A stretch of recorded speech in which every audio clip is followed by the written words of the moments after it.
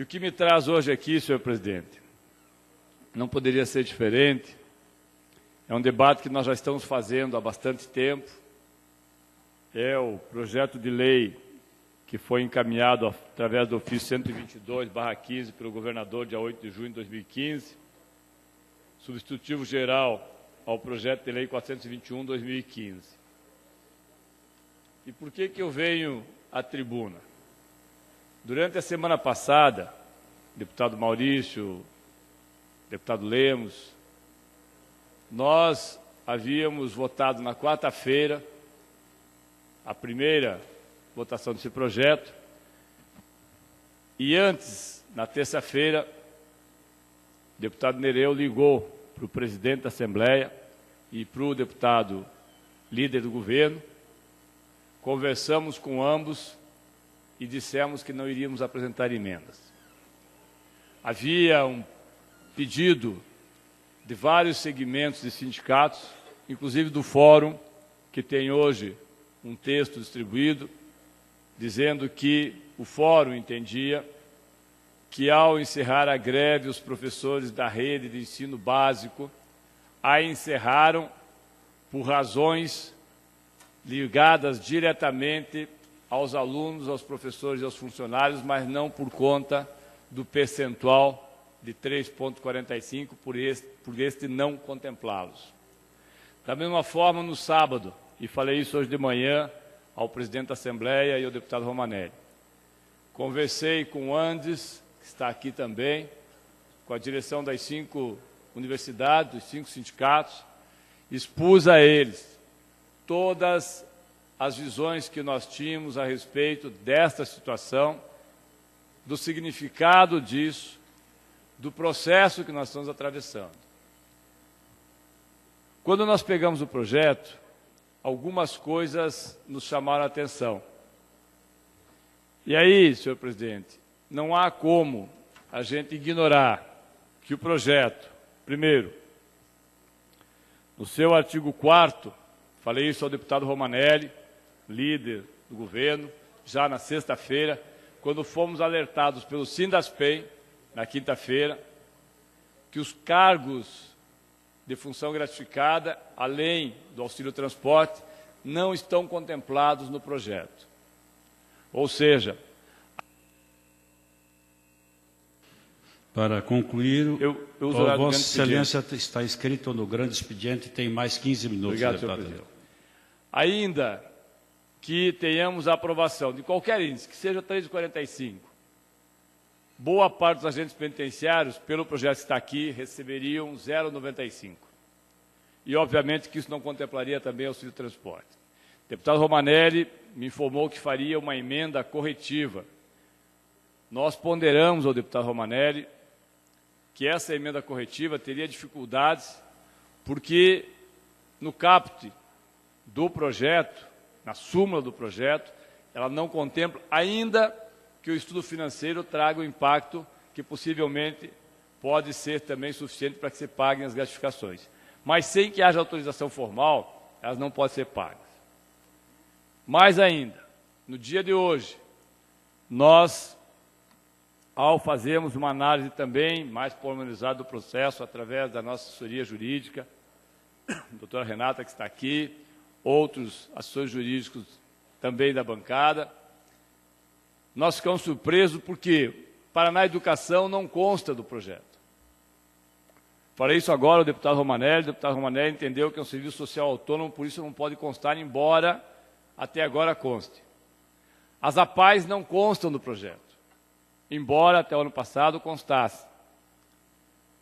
Aí não há outra alternativa que não seja, com todas essas ponderações que nós fizemos. Falamos hoje de manhã, o deputado Nereu e eu, com o deputado Romanelli, com o deputado Artagão e com o presidente dessa casa, que nós tínhamos uma situação específica e que nós, por conta disso, iríamos fazer um debate da oposição às 13h30. Fizemos e estamos apresentando uma emenda corrigindo Paraná Educação, APAE, cargos comissionados e o índice de 8,17. Estamos apresentando a emenda, senhor presidente, sabendo daquilo que foi dito pelo deputado Romanelli, entendendo que do lado do governo, o governo deveria restituir esse projeto, ou seja, levá-lo de volta ao Palácio Iguaçu, reconduzi-lo, trazê-lo novamente à Assembleia Legislativa com as correções devidas e, de nossa parte, além destas que eu falei, com 8,17, porque dá um valor, inclusive feito pela assessoria da oposição, menor do que aquele que se for feito no mês de outubro e janeiro, em torno de, me parece que 0,20 pontos percentuais. Eu sei o que significa isso, e nós da oposição ponderamos o que significa isso. E os senhores e as senhoras que estão aqui sabem o que significa isso.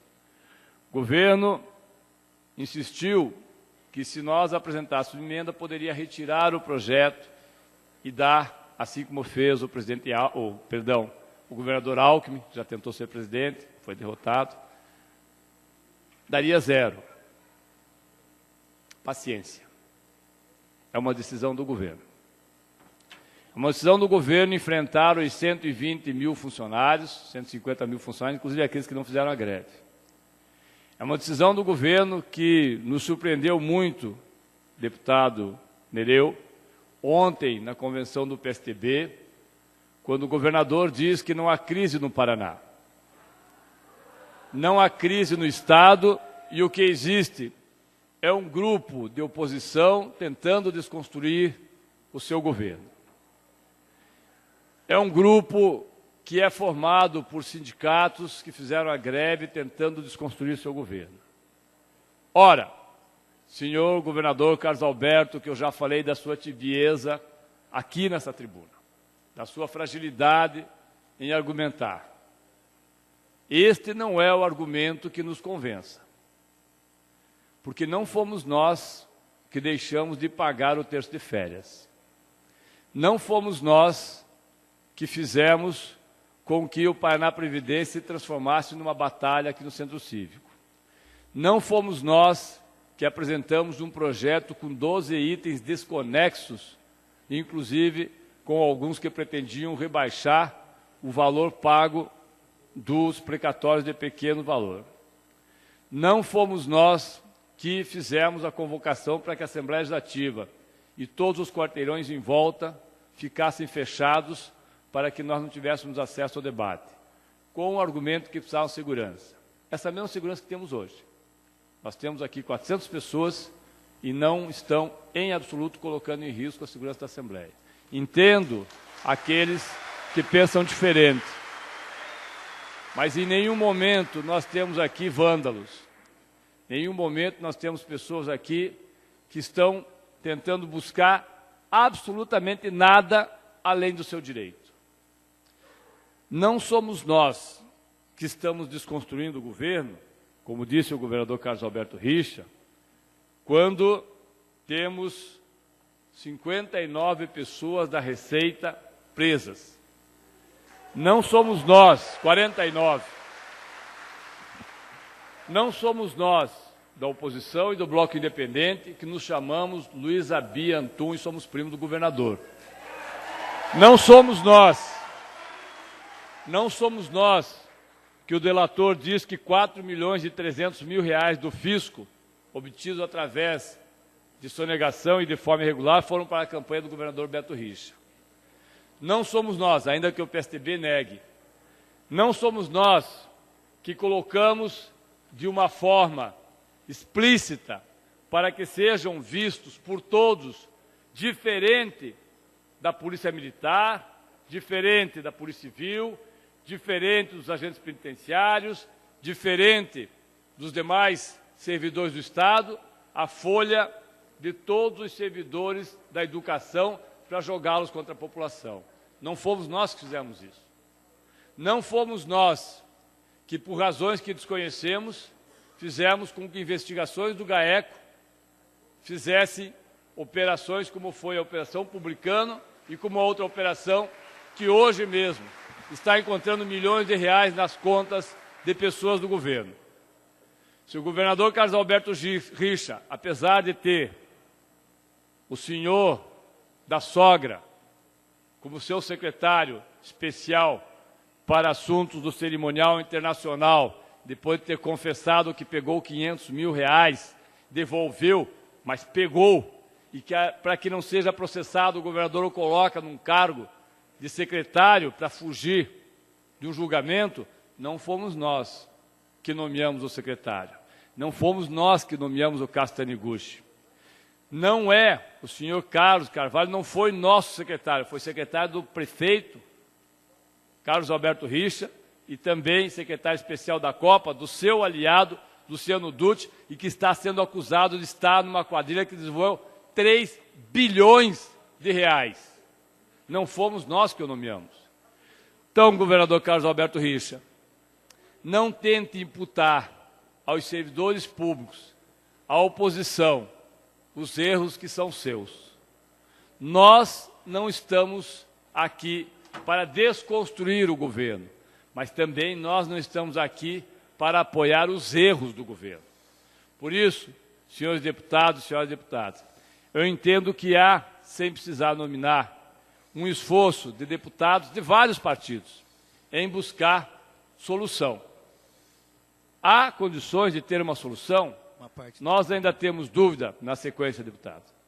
Nós temos dúvidas sobre as declarações que o secretário Mauro Ricardo, em nota técnica, mandou aos jornais na sexta-feira, quando disse que o fato de ter 688 milhões de reais em caixa em final de 2014 não significa que o governo tenha condições de pagar qualquer tipo de reajuste, porque este dinheiro está destinado ao fundo militar e também ao fundo financeiro. Não é o que está no balanço. Não é. O senhor Mauro Ricardo, que é uma pessoa extremamente inteligente, extremamente competente, e por isso sempre disse isso no ano de sábado, não o menosprezamos, ao contrário, entendemos que é um dos qualificados técnicos que tem a direita para fazer as maldades que quer, por isso nós teremos que ser melhores do que ele, e estamos sendo melhores do que ele quando dizemos que há sim dinheiro em caixa, que o governo optou por não pagar o servidor público, mas dinheiro existe. É uma opção que faz o governo. É uma opção que faz o governo. Agora, nós não podemos aceitar que sejamos nós que votemos contra as APAES, contra o Paraná Educação, contra os cargos comissionados e contra centenas de milhares de pessoas, servidores públicos e familiares, que nos pediram para que apresentássemos uma emenda de 8,17. Por isso nós apresentamos a emenda. Deputado Márcio, lhe concedo a parte.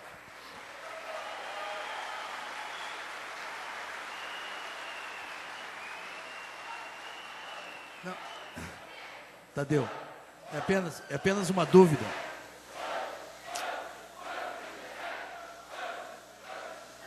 Não, é apenas uma dúvida. O senhor colocou agora que o 8,17 é menor 0,20% que o 3,45. Não.